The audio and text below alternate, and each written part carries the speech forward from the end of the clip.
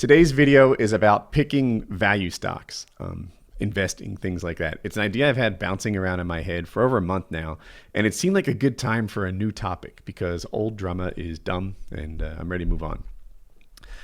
I've got an agenda. I've got some things prepared to talk about. Let's roll right into it. So, I'm not picking Netflix in particular. I'm not picking anything. I'm teaching you how to pick stocks, and I have an agenda. You can watch that. You might want to see this in 1080p. I'm going to be looking at a bunch of facts and figures and things like that. You'll be able to read the agenda better. If you don't, that's on you. Take your pick. So, to begin, value investing. This is a basic video.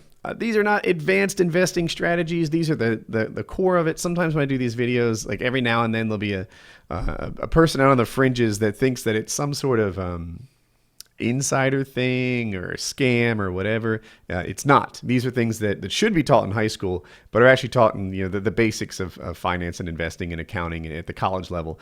So these are the things that people need to know when they're buying stocks, when they're adding value, when they're determining value, when they're trying to grow their own net worth. So this is the basics. There's lots of ways to invest. Momentum investing is one of the other ways that people invest a lot. It's almost kind of trendy. I know Optic Big Timer did some momentum investing. People who subscribe to me might know of him as well. He invested in marijuana stocks in 2014, small penny stocks, little stuff, and made a lot of money. He did fantastic. In 2014, there was kind of a marijuana bubble, right? Like Colorado legalized things, and other states were starting to legalize it or did legalize it, and it looked like it was going to take over the country.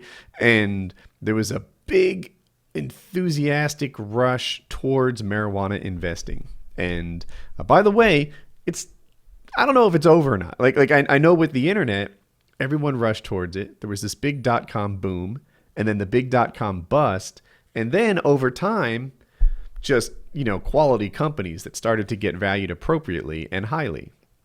I think that might happen with marijuana in the future. But where we are now is we've seen the bubble pop, and does it rise again? If I could predict the stock market, things would be really neat.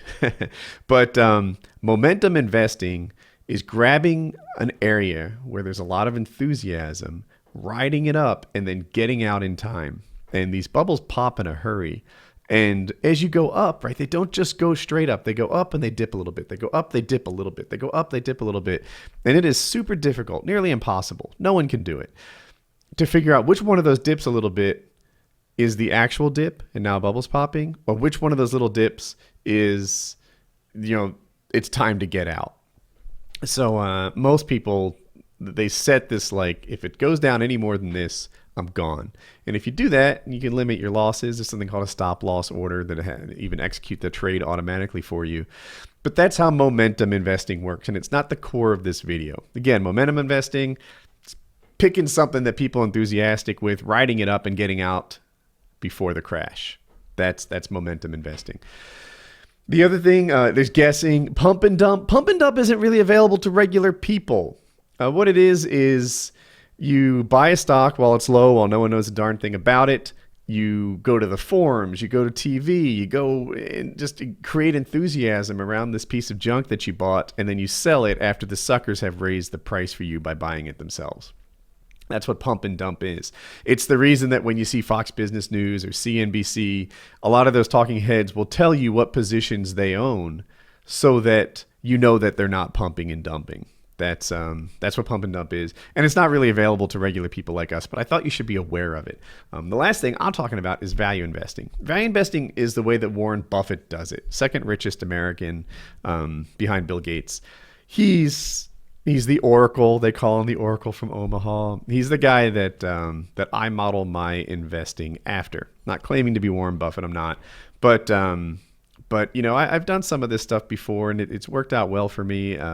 This video is one in a series, actually. I made this thing on how to be a millionaire in 22 years, and it kind of details what I did. And value investing is definitely a good, stood the test of time way that you can make a lot of money. And I advocate it mostly for people that just want a place to put their money and don't know where. The S&P 500 is your set it and forget it option. You can put 10,000 grand in the S&P 500, revisit it 30 years from now, and find that you have a lot of cash. But with this, your obligations are higher. It's not like momentum investing. With momentum investing, you need to be the sort of person that wishes that thinks that sitting in front of their computer and watching stocks all day is a good time. You need to be the sort of guy who wakes up early, who reads the news, who finds it fascinating, whose passion is trying to figure out what's going up and what's going down today based on everybody's mood. That's momentum investing. Value investing is a little different. You can look at some numbers and then check in with it monthly, quarterly, things like that. That's where we're headed. So anyway, the cost of a company. Now, this is something that I think people sometimes get confused. They'll look at a stock and say $91. This is a company that costs $91 a share. It does. But, oops. I'm looking for JetBlue here. Can I find it? Yeah. JetBlue, $23 a share, right? But the share price is not how much the company costs. The market cap is. The market cap is the value of the company. That's how a company is being valued by the stock market. That's how much it costs to buy it. How much it should cost is one of the biggest topics in this video. But how much it does cost, that's your answer. The market cap. It's right there. And the market cap divided by the number of shares is how much you pay. It's done. Now you know how much a company costs. You take the market cap divided by the number of shares and you get your share price. Bingo. If you have a company that has one share, right? You own your personal company has one share and it's sold for $100, that's a $100 company. If you have another company with 100 shares out there and they sell for $1 each, they're both $100 companies, even though one's $1 a share and another is $100 a share. And that same thing plays true here. Well, these aren't the same value companies, but this $23, you can't know whether that's a lot or a little without knowing more about the company. If a company goes for $5, that doesn't mean it's cheap. If a company goes for $100,000, that doesn't mean it's expensive. So know that, right? Let that sink in. This price doesn't tell you whether a company is cheap or expensive. It doesn't even tell you if it's highly valued or lowly valued. Because cheap or expensive, I think, is almost like a preference thing, right? You know, are brand name clothes cheap or expensive? You know, you might argue they're better or something. Let's look at this. Here's Apple, right? It goes for 91. Oh, it's a little off the screen. Can I shift it? Nah. Apple goes for $91 a share. Okay. It goes for $91 a share. That's what it costs. The market cap is $537 billion. Apple's is a highly valued company. So you might say, let's see, Berkshire Hathaway. Berkshire Hathaway is $196,000 a share. American. This is American dollars. USD, almost $200,000 a share. But this company is less expensive than Apple because Apple's market cap was $567 billion and Berkshire Hathaway's market cap is $324 billion. So the share price is not how expensive a company is. Instead, how expensive a company is based on the share price times the number of shares. Then you know the value of the company. So when you buy a piece of this company, you're getting a much bigger piece of it than you are when you're buying Apple. Apple. Mistake, typo. All right. So that's the cost of the company. The cost of the company is the market cap. It's related to the share price that you pay per share, but that's only half of the equation. It's share price times number of shares outstanding. So how much should the company be worth, right? If you're going to try to pick out companies that are selling cheap, right? The whole goal here is to buy low and sell high. And you're like, well, what the heck is low? How do I know if $23 is low or if $90 is low or if $200,000 is low? There's a couple ways to determine how much a company should be selling for. And I'm going to list them. One, price to book ratio. Now, this is crappy. The problem with price to book is the book prices don't always represent market prices. And as a regular person, you and I don't have access to like the secret sauce it takes to figure out what the book price should be. So I'll give you an example. If you own a farm, right? And let's say this farm has only two assets, the land and the tractor. Well, the land you bought for 10 grand, but you bought it like 100 years ago. And the tractor you bought for 100 grand. They depreciate the tractor because it loses value over time. And they might say, well, the current book value of that tractor is 50 grand. And the objective with that is to keep the book value kind of close to the real value. And that's why it depreciates. And you get to write that off every year. This time matching principle. I could go on. But the tractor's value decreased, but the land didn't increase like it did in real life. That land you bought 100 years ago for 10 grand is probably worth 30 million now. So when I look at price to book ratio, I think, I don't really know how to value this. And there's two examples of this happening in real life. One is Sears, right? There was a time, 10 years ago or something, when Sears, the retail company, they sell the Craftsman tools and stuff. People were like, dude, this company is valued like it's a crappy retail company that's sort of dwindling. And I don't know why, by the way. I love Sears. I like their tools. But as a retail company, they're not thriving right now. And people were like, hey, this stock is really low. But the real estate that Sears sits on is worth a ton.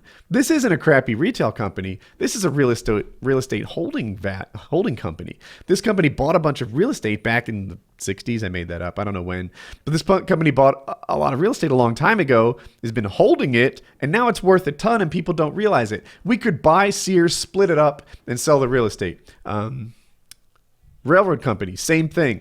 These railroad companies, they were being valued like railroad companies, when in reality, a lot of these places, they owned what was under the track. And you could develop that and turn it into something else and make a lot more profit than just having a railroad on it. This was actually, I think, one of the plot lines to the movie Pretty Woman. Richard Gere's character, I think, was buying a shipyard that was barely making money and therefore pretty cheap, but the shipyard was sitting on this like bayfront or oceanfront property or something that could have been sold for a ton. And that's what he was doing, and he was trying to impress the girl and whatever. But this notion of book value being worth a lot more than people know, that's why I don't use book value. I'm a regular person, and I have a hard time like going through some companies' assets and getting appropriate market values on them. It's not an option that's available to real people, but you should know it's a way to value a company. Now, price to earnings ratio. Now here's JetBlue. Its price to earnings ratio is so last year's PE ratio was you guys probably see it and I don't. The forward PE is 8, and I don't see the trailing PE, but it's probably here and I'm just blind. Anyway, the projected price earnings ratio on this is just under 9. You can look at that and say, all right, this thing's going to kick off this much per share, right? Last year's earnings per share were $2, right? So for every $23 share, last year this thing earned $2, which isn't bad. And don't confuse it with the dividend, because you don't actually get that $2. You can see the dividend here is at 0. But the company, because it earned $2 per share, is worth $2 per share more. In theory, the price of the stock should grow. Forgetting the detail that you don't get the money, would you pay $20 to me if I guaranteed to give you $2 a year forever, right? In 10 years, you break even. And then after that, you just keep collecting $2 forever and ever and ever. It's not a bad deal. And then when you want to get out of it, you still have an asset that's worth $20 and you can sell it to someone else and keep all that money you collected while you were owning it. That's how dividends actually work. But they're the next thing I'm going to talk about. Price earnings ratio is one way to value a stock. You can look at how much this company earns compared to how much this company earns per share compared to how much a share costs. And it's one way to value a company, not my favorite way. Dividend yield, right? That's another thing. Sometimes companies, they pay off like 10% of it, which was the same numbers we just used. A 10% dividend yield is pretty high. A 5% dividend yield is a yielding company. Certainly better than you get at the bank. Not guaranteed like the bank, but better. So A company that throws off a yield usually isn't growing. It's usually a utility stock or something like that, or a company that's kind of given up on taking over the world. And they say, all right, we might not be growing anymore like we used to. We're not reinvesting this money or just hoarding it in cash. What we're going to do is we're going to give it to the people that own the company. We're going to give it to the shareholders. And need my glasses. We're going to give it to the shareholders.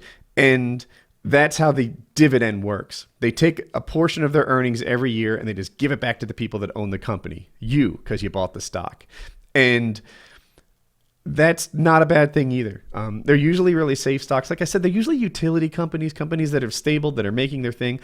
Companies don't commit to handing out yields unless they think they'll be able to keep handing out those yields. It's not like, oh, we've got one good year, let's start doing a yield, because it's a commitment. Once they start lowering that yield, then their stock price crashes and their investors are mad and it's a problem. Board gets fired, company gets reorganized. You don't give out a yield unless you think you're going to keep giving out that yield. And that's why it tends to be those steady, not growing but not shrinking companies that focus on giving out yields.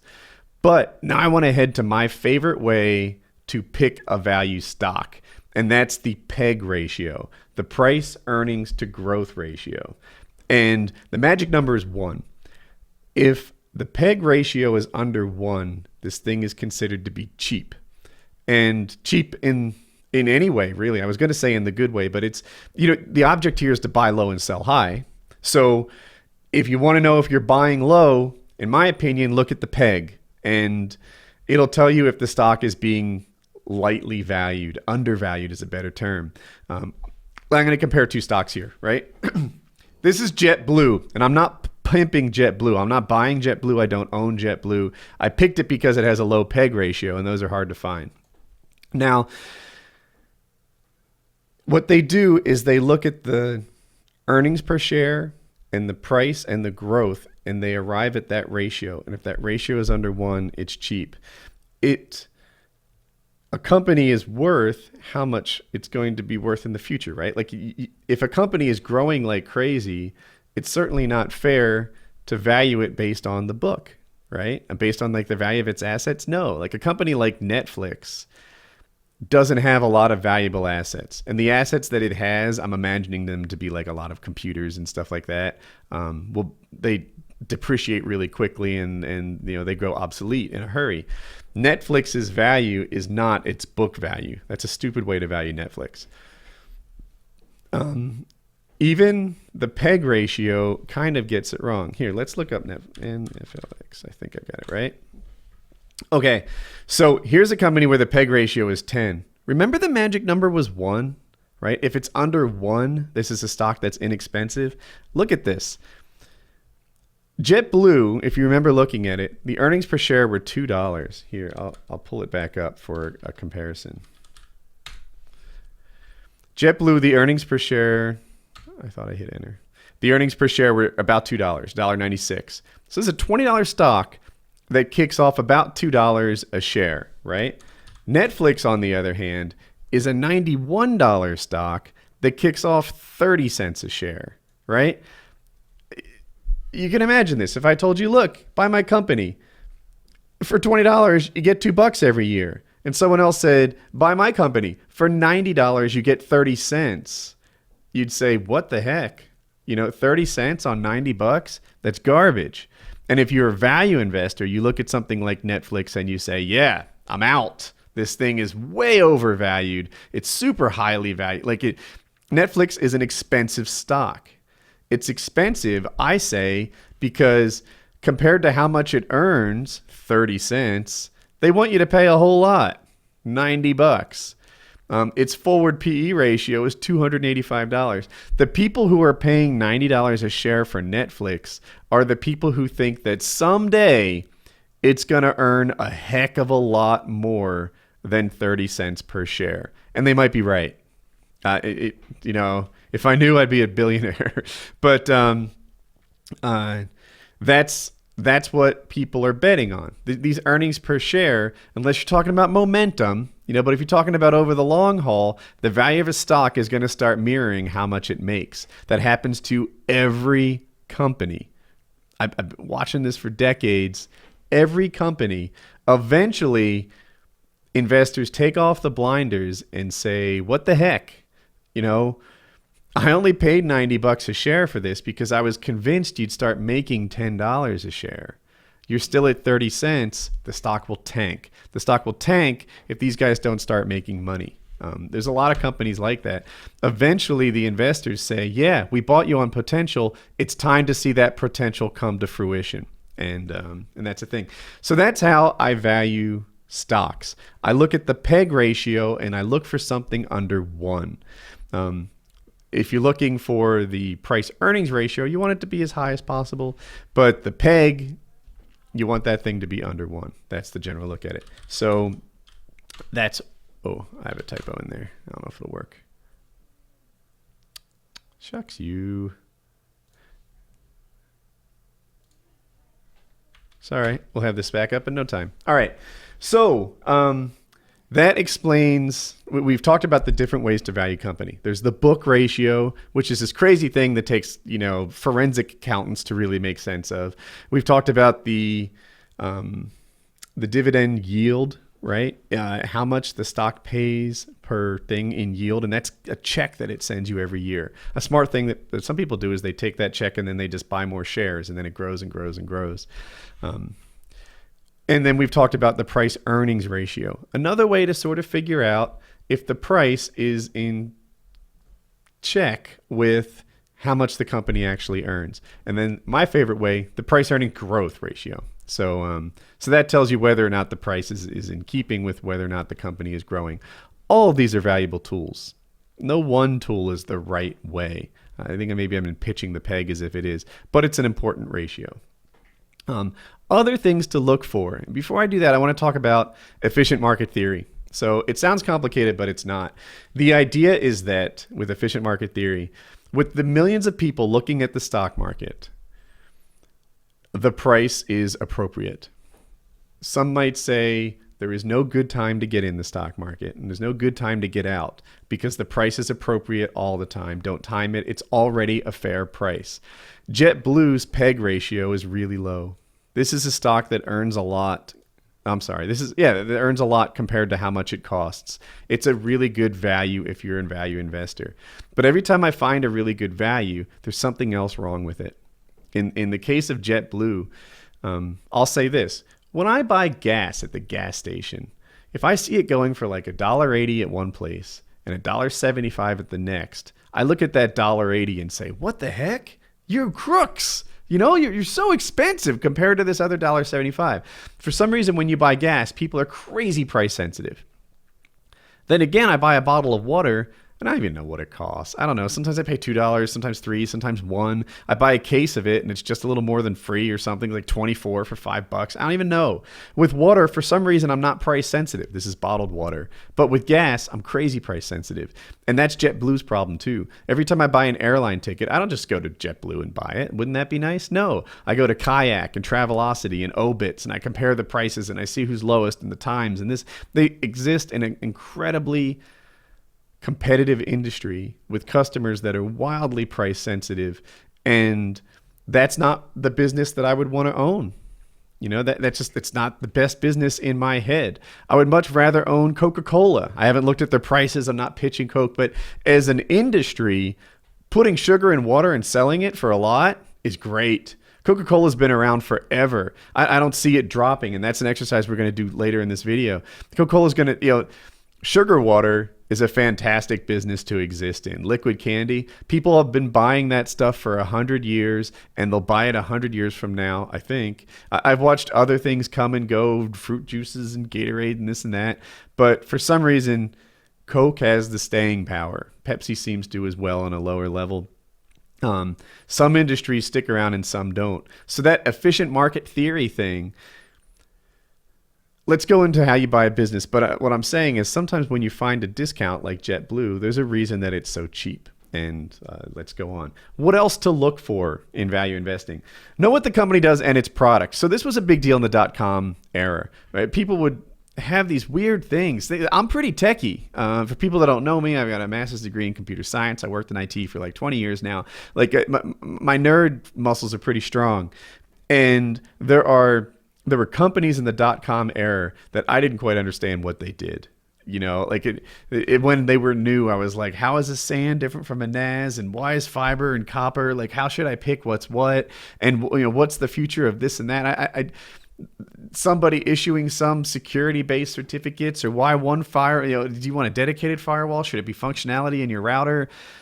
I couldn't have told you all these things. And you have to know your company if you're going to buy a company. And that's one of the things that I would expect you to do. If someone just told you, trust me, people are going to need this soon, then I feel like you should know the industry at least a little bit. At least understand what it's about before you feel like if this is a cheap or expensive stock. So that's a thing. Know the company's position in the marketplace. Now, this isn't always important. There are a lot of industries where I feel like you need to be number one or number two or GTFO, right? Get the heck out. So tech is like that. Can you name the second most popular operating system, right? It's probably Linux because it's free and it's good. I'm not even sure, but I know Windows is first on the desktop anyway. When it comes to streaming services, right? There's Netflix, there's Hulu, and then there's the also rans, right? Like the HBO Go exists there. I don't know. My Roku has a whole bunch of people I can buy movies from and stuff, and I never do. I don't know them.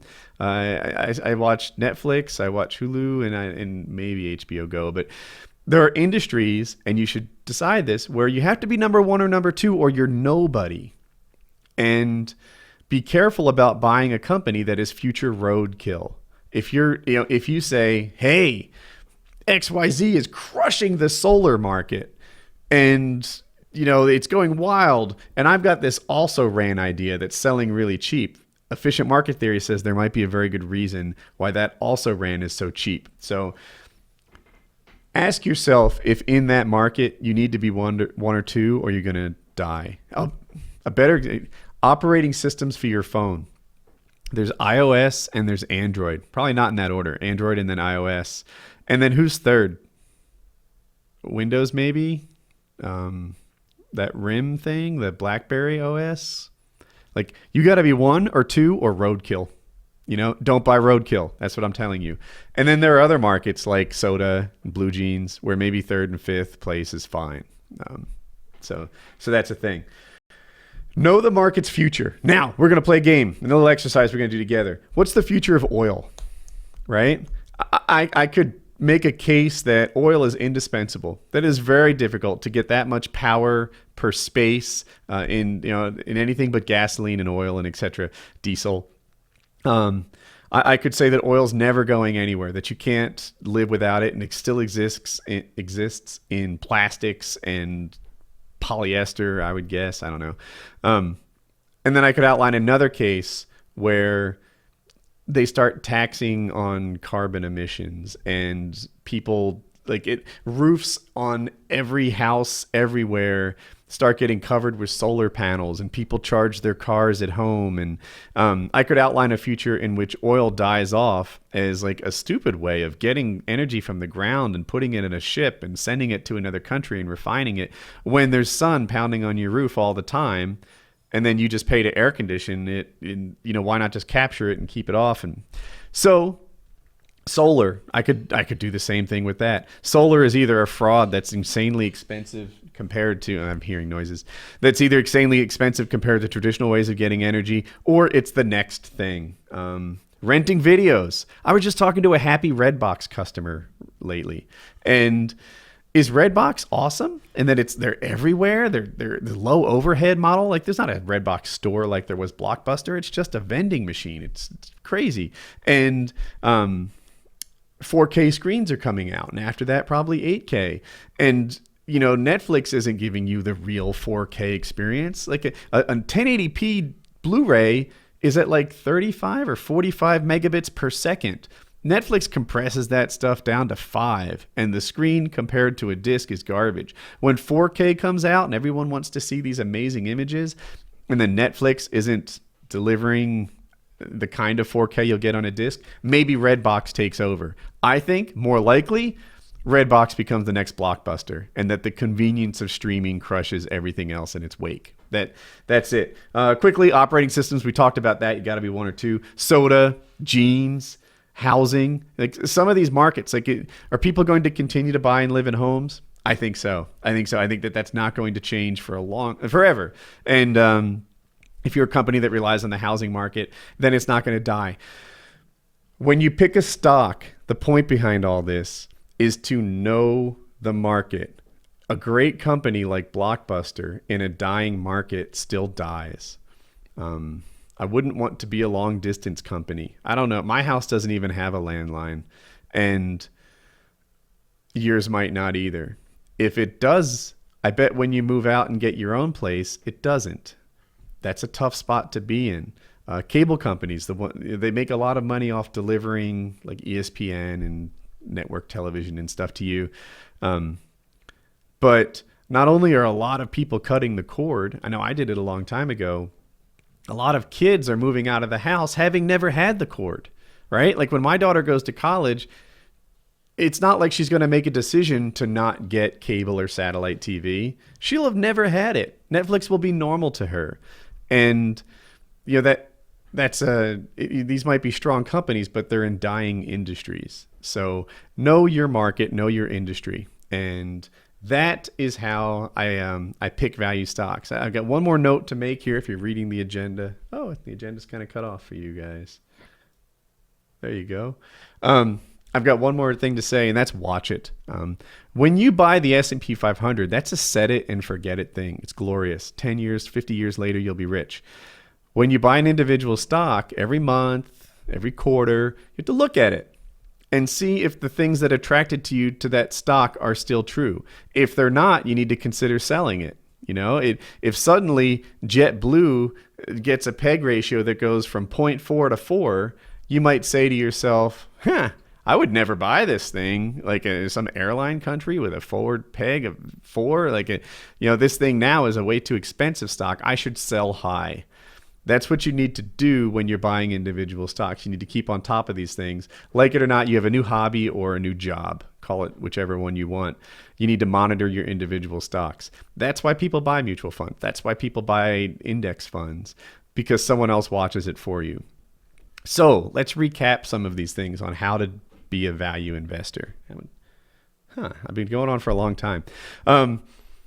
Make sure that the company is strong and it's in a good position in its marketplace. Make sure that you understand the company. Make sure that the stock price is cool in relation to how much that stock earns. The PEG ratio under 1 is a simple test, but you can get more sophisticated in these things and use the dividend yield percentage and the price earnings ratio and the book value. So, but yeah, in a nutshell, find a company you like with a product that you think is good, with a PEG that is low in an industry that won't go away, and you've got a good stock.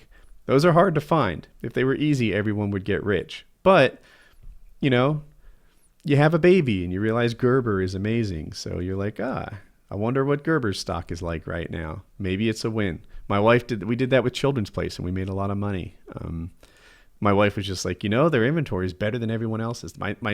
We're buying clothes for our kids. And she said, look at Children's Place. That thing is great. Now, I'm not pimping Children's Place. I haven't looked at it in a long time. But it went really well for us. And it was because she thought that it was a great company in a market that's not going anywhere, kids' clothes. And then I looked at the valuation and thought it was selling for too little, bought it. It went up because they do, and made money. So that's one way to buy individual stocks. That's how you find them cheap. You want to buy low, you sell high. That's what low is. I hope you enjoyed the video, and drop a like if you're still here, because I think if you're still here, I could get a like. So thank you so much.